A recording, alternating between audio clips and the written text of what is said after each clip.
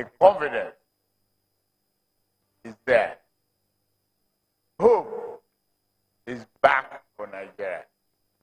Just let us be united.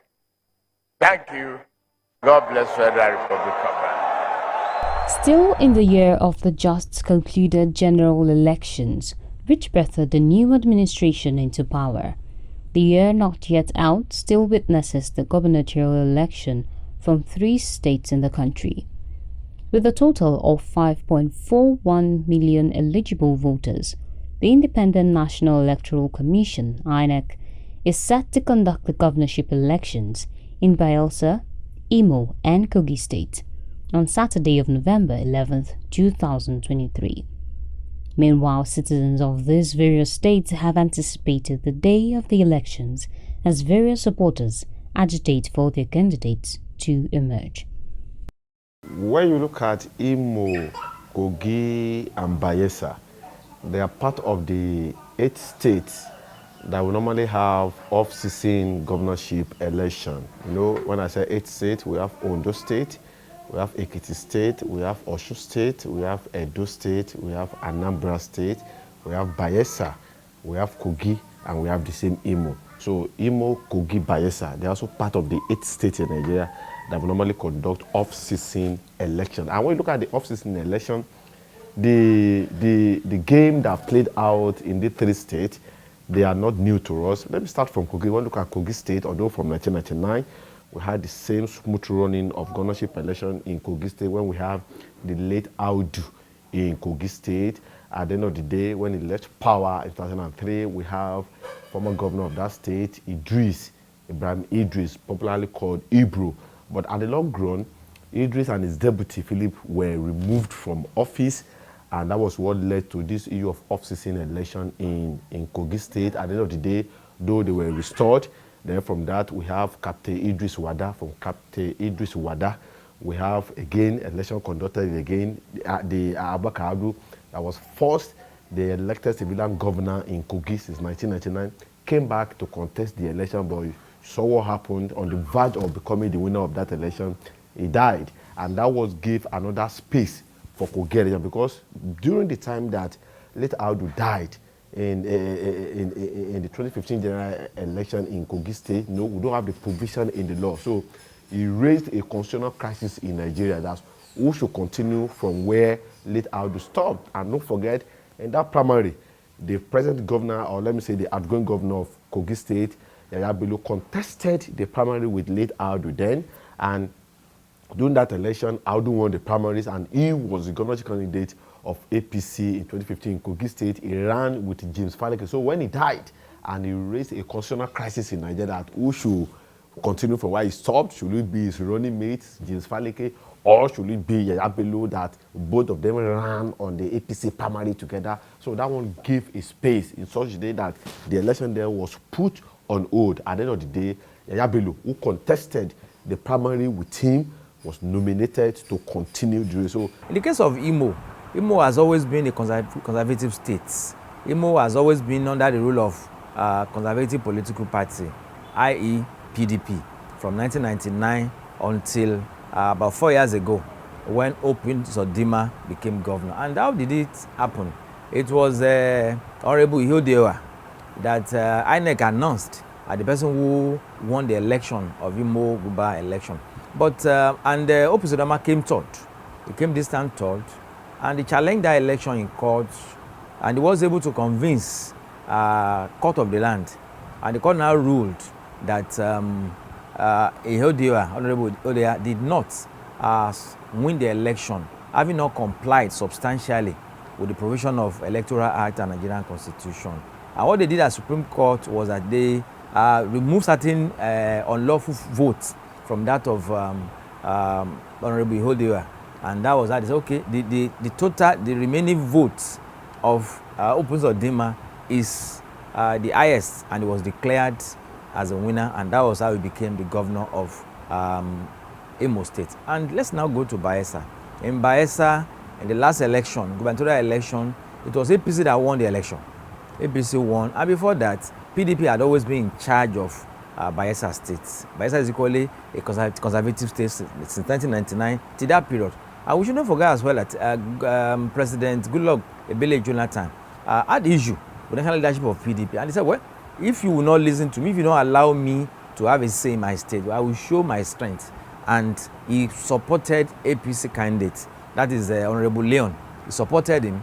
And Bayelsans, believing in Goodluck Jonathan as the immediate past president of Nigeria, they voted for APC and Leon was elected. But unfortunately, that joint ticket of Leon and one major general, that major general had an issue, maybe with his name or with certificates, and that was challenged in court.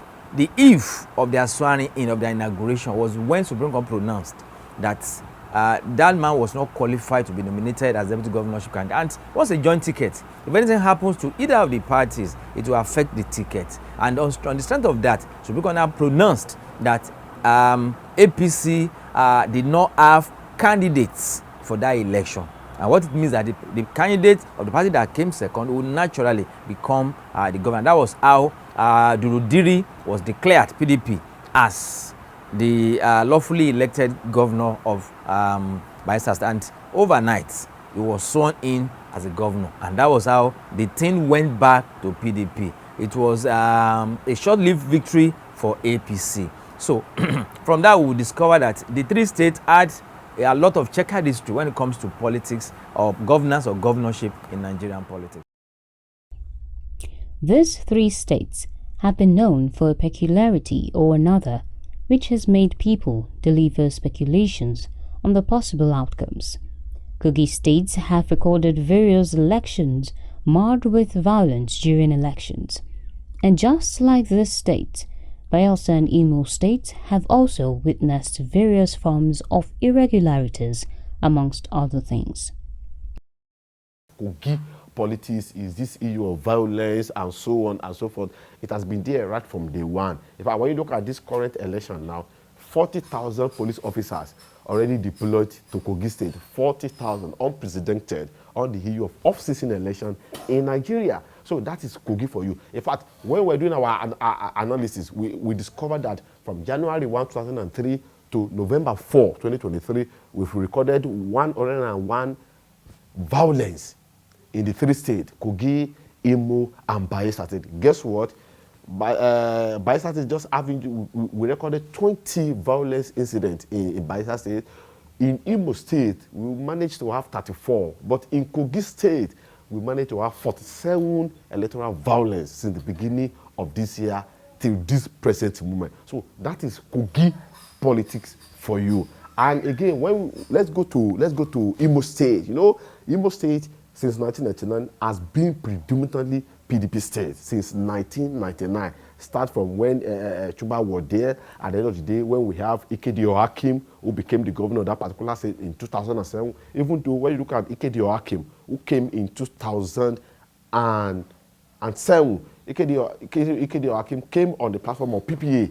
But at the end of the day, he defected to People Democratic Party. But what did we see in 2011? Rochas Okorosha did not allow him to enjoy that 8 years in office. So we saw Rochas Okorosha came in 2011 to become the governor of Imo State, and Rochas was there for 8 years. And when Rochas was leaving, something played out in Imo in 2019 governorship election in that particular state. We saw Rochas under APC did not support the candidature of APC in 2019 governorship election in Imo State. He supported his in-law, who happens to be once commissioner for works in Imo State, graduated to become a commissioner of works, down to the chief of staff to the governor, Henry Uwosu, under AAC. So a drama played out in 2019 governorship election in Imo State, when sitting governor Rochas Okorosha did not support the candidature of Upus Odema, who happens to be a sitting senator there. And at the end of the day, Ikedio Hakim, the former deputy speaker of House of Reps of PDP, was declared the winner of that particular election. The sitting governor came fourth at that particular election in Imo State in 2019. But what did you see? Opus Odima went to court, approached court, that know that he won that particular election, and he approached court with evidences. Someone becoming fourth, at the end of the day, by Supreme Court, pronounced to become the winner of that election. Up to today, majority of Nigerians does not understand how Hope Udodima who came fourth on that particular election ended up becoming the winner of that election. And what Supreme Court rule is very simple, because Hope Uzodinma approached court that more than 3,000 polling unit results were not added to his result. More than 3,000 polling unit results were not added to his result, and he tendered evidences before the court. And at the end of the day, he brought those evidences to Supreme Court, and Supreme Court could discover that all those polling unit results were stamped, confirmed by INEC. And at the end of the day, all those results that were initially not added to his own figure that made him to came forth in that election were added by Supreme Court. That was what made Hope Uzodinma to become the governor of Imo State from fourth, becoming the first governor in that particular state, coming first in that particular election. So that was how Hope Uzodinma emerged to become the governor of Imo State in 2019. So at the end of the day, don't forget that Ikede Adim was here for some months. So by January 2020, Hope Uzodinma was declared the winner and was sworn in to become the governor of Imo State. So Imo politics as well is quite interesting when you look at the politics of South region. In Kogi, ethnicity determines a lot of things in Kogi. And Kogi had 21 local governments. Igala has the highest number of local governments, spread in the eastern and western senatorial district of the state. So which means voting population of Kogi is greater than any other ethnic group put together. So which means where Igalas go will determine where governor will come from. Ebira equally has that strength, but not as much as Igala. Igala determines a lot of things in Kogi politics. So to me, I think ethnicity will determine a lot of what should be expected in the next election. Candidate of APC, who is from the same senatorial district with the current governor. In fact, from Mibira land, from the current governor. So they are not, but I think power of incumbency should not be underestimated here. Power of incumbency will play a major role in who becomes what in Kogi. And what is more in Kogi, of course, is that the son of Abubakar Audu is today a federal minister and is today in full support of the candidature of Ododo to succeed Yaya Bello. And like I said, Abubakar Audu is from Igala. So if the son of Abubakar Audu is in support of the candidate of APC, who is from Ebira land, I think we should expect that it's likely to be not too tough context for APC to win. And let me tell you this, the contest is going to be 2 straight between PDP and APC. Now dating back to the history of governors in this state, it could be said that they have had their own fair share of struggles during the evolving period of leadership in their regions. Bayelsa State happens to be a state that has been governed majorly by one party, which is the People's Democratic Party, PDP.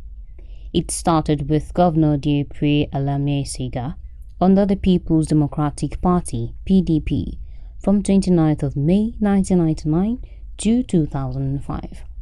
His leadership was followed by Goodluck Jonathan, who ruled under the People's Democratic Party as well, from 9th of December 2005 to 29th of May 2007. Timipre Silva became the governor under the People's Democratic Party from the 29th of May 2007, and then shortly after, his election was nullified and Werni Presia Baruku became the acting governor on the 16th of April 2008 to May of that same year. Timipre Silva was later restored back to office on the 27th of May 2008 and ruled till the 27th of January 2012 after he was re-elected. Although Timipre Silva was not done with facing the court, as his tenure was terminated by the Supreme Court, giving space to Nastor Binabo, who also became acting governor from the 27th of January 2012 to the 14th of February that same year. This leadership was followed by another administration, which was led by Henry Dixon, who, however, became an elected governor under the PDP from the 14th of February 2012 to the 14th of February 2020. And currently, the state is governed by Doye Diri, who took over office on the 14th of February 2020 under the People's Democratic Party.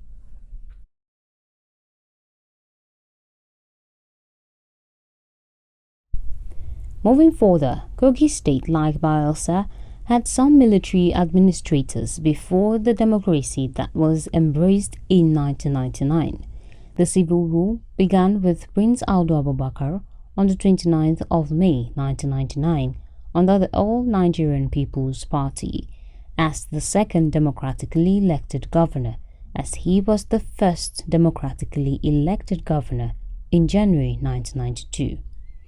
His administration was followed by Ibrahim Idris' administration, who ruled under the People's Democratic Party from the 29th of May 2003 to the 6th of February 2008. Clarence Olafemi was the Speaker Kogi State Assembly, who assumed office after the removal of the governor, Ibrahim Idris, and his deputy, Philip Salau, by the Supreme Court due to the nullification of the re-elections in 2007 governorship polls on the grounds that the Independent National Electoral Commission wrongly excluded the All Nigerian People's Party candidate Abubakar Audu from the 14th of April 2007 governorship poll. After that incident, the rule of the People's Democratic Party continued with the emergence of Idris Wada as the governor of the state from January 2012 to January of 2016. Now, in the 2015 election that birthed the administration under the incumbent governor Yahya Bello and also gave the helm of leadership to the All Progressive Congress APC, recorded an historic event when Audu Abubakar died mysteriously on the day of the election, and Yahya Bello was selected as his replacement as party nominee and was sworn in the following year on the 24th of January 2016. He, however, ran for elections in 2019 and emerged governor, giving him a chance of a second term.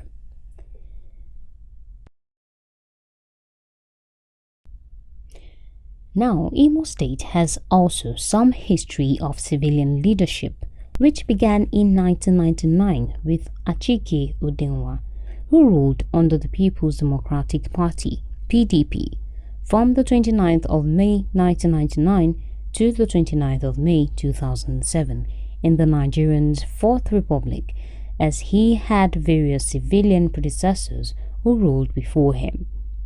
Unlike the other states who had recorded more administrators, this state had recorded more governors during the military era. The next administration took off with Ikedi G. Ohakim, who came into office on the 29th of May 2007 to the 29th of May 2011 under the Progressive People's Alliance, who later switched to the People's Democratic Party. Shortly after, Owele Rochas Anayo Okocha came into office on the 29th of May 2011 to the 29th of May 2019 and governed under the All Progressive Congress. Emeka Ihadioha took over on the 29th of May 2019 till 15th of January 2020 under the People's Democratic Party, after which Hope Uzodinma under the All Progressive Congress took over governance from the 15th of January 2020 till date. Now, currently, the same energy which was observed in the just concluded general elections has been seen in the governorship elections, and the question on everyone's mind is who will become the next governors of each of the states.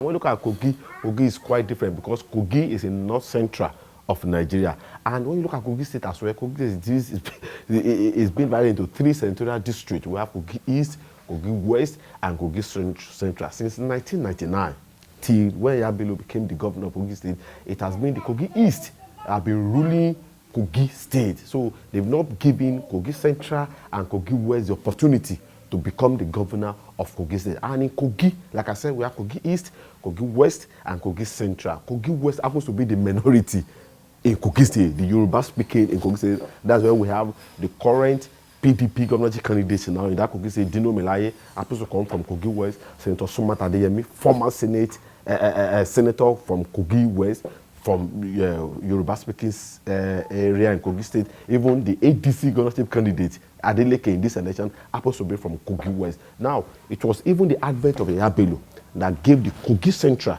the opportunity to become the governor of Kogi State. Now, Kogi Central now will now be completing their 80 years in office through Yaya Bello. And again, another thing raised EU when Yaya Bello was trying leaving office now. No, when they conducted their last primary, people were like, APC should move down to Kogi West because, like I said, Kogi West has never produced governor in Kogi State. And at the end, what did we see? We saw Yaya Bello again picking a candidate from Kogi Central again, Adudu, from Kogi Central again, that it will succeed him. And I think that one led to EU between him, I'm talking about Yaya Bello, and Senator Smart Adeyemi. You know, Smart Adeyemi also ran on the ticket of APC to become the governorship candidate of APC in this particular election. But what do we say at the end of the day? Smart Adeyemi lost out at the court. So it shows that if at the end of the day, Adudu now declared the winner of the election, it shows that Kogi Central will retain power after 8 years. And that was what justified the action of Governor Yaya Bello, that Kogi East has been there for years. In fact, if not because of the death of late Audu, it will have been Kogi East in 2015 governorship election in Kogi State. So that is dynamism of Kogi politics since 1999 down to where we are today. And when you look at Kogi, Kogi is an historic state in Nigeria. Don't forget, that's where we have a Lord Lugard that did amalgamation of Nigeria, Southern and the Northern Nigeria Protectorate. In fact, his wife, Folasho, was one that gave us this EU of Nigeria, you know, River Niger and River Benue. In fact, it's one of the first capital in Nigeria before moved down to Calabar, from Calabar to Lagos, from Lagos to now where we have it now in Abuja. So Kogi politics is quite interesting to we Nigerians.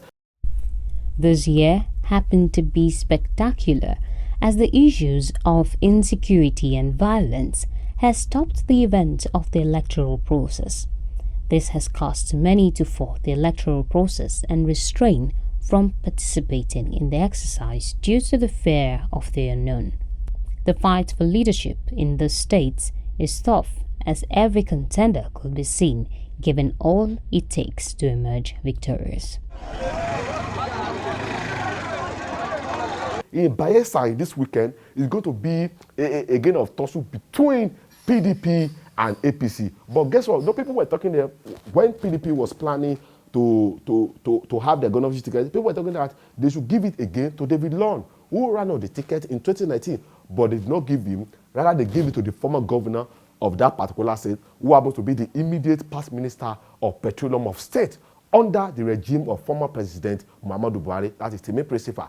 And you could see that after the ticket, the EU came out that he has taken oath of office twice, that he cannot even become the governor of Bayelsa State. The case was in a state high court, ruled that Timi Presifa cannot become the governor of Bayelsa State. He went to appeal court. Recently, appeal court during that judgment that should be on the ballot. So on this weekend now, to me, in Bayelsa, it's going to be a two-horse race between PDP and APC. Will APC take over power in Bayelsa State?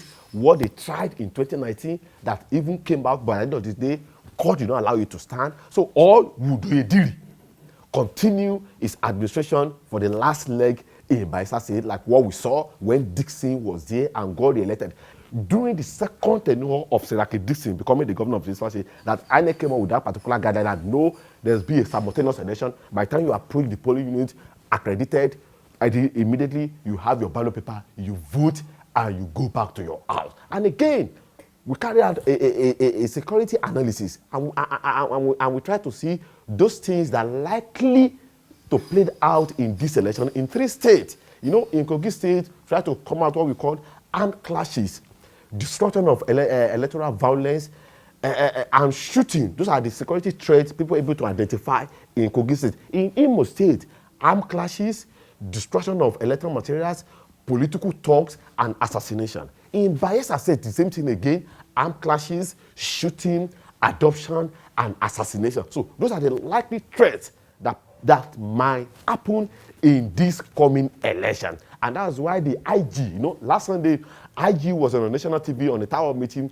where he vowed that it will ensure that this election free, fair, and credible in such a way that people will be able to go out and exercise their franchise. When you look at the three states together, like I mentioned, Imo, Kogi, and Bayelsa, due to the statistics and data now available now, people are saying that less than 30% of people will go out and cast their ballot, which is quite abysmal and is going to dent the image of our electoral process in Nigeria. So we are going to see that where people will go out peacefully and conduct their election. Crowd does not translate into electoral victory. They are two different things. Some people are at the rally to just catch fun, just listen to you. Some are there because they are mobilized to be there. So I would not want us to be carried away with the crowd the SAP candidate is getting. I would not want us to be crowd with the crowd ADC candidate is getting. I would not want us to be carried away with the crowd PDP candidate is getting. I would not want to be carried away with the crowd APC candidate is getting. Election is beyond that. Economically as well, these three states are endowed with natural resources expected to raise revenues in the state. Although, like many other states, they have suffered setbacks over the years and have not been able to reach their full potential due to some political choices made by the government. Kogi of today might not be Kogi of our dream, but Yabelo had done his best. And the current situation of the Nigerian economy, it's always difficult for you to have a good governor or good governance. It's difficult because what is coming to some states are not commensurate for what they have on grant. Imo is doing well, Bayelsa is doing well, and to my mind, Kogi is equally doing well economically. They are doing well, and if the current government at the federal level is allowed to carry out their various laudable projects, if their iron steel company comes on board and other things comes, I can assure you, Kogi will be one of the best states, not only in the North Central, but in the whole of North. Because that industry, Ajaokuta Steel Rolling Company, if it comes on board, is going to employ direct employment about 100,000, indirect employment about 500,000. So if this comes on board fully, I can assure you Kogi will be the better for it, and they will be able to put certain things in place. But for now, Kogi is struggling to survive because Kogi is an agrarian state. And once you're an agrarian state, it's always difficult for you to actually look inward and generate money. It's always difficult. You can't compare Kogi with Imo, for instance. You can't compare Kogi with Lagos, for instance. You cannot even compare Kogi with Oyo. You can't, because, so, what I'm saying is, of course, and like I said, state that are joining Kogi is about 8 to 10 states. So they have a lot of challenges, a lot of influx, a lot of security breaches, a lot of things. And when they are planning, if they plan for their own people alone, there will be influence of people from these states to their states. And if you have ever passed through Kogi to North, you will understand what I'm saying. Now you see population in Kogi, they are trooping out. And you ask yourself, how is the government being able to actually better a lot of these people? Because there are so many, just like Lagos. There are so many. So to my mind, I think with time, our state will be the better for it. If you allow the current government at the national level to carry out all its laudable programs as spelled out, and if they are carried out, most states will be the better for it. Because most things we are talking about now will be started in the states. It is, however, safe to say that Nigeria, like other developing countries in the globe, is a work in progress. As such, we are implored to join hands together in unity, peace and love to move the country forward by practicing true patriotism and living by good conduct. Relatively, the government has the greatest share of the job, which is to enable fairness in the electoral system of the country and enable trust in every decisions made to rule the nationals by practicing transparency and accountability.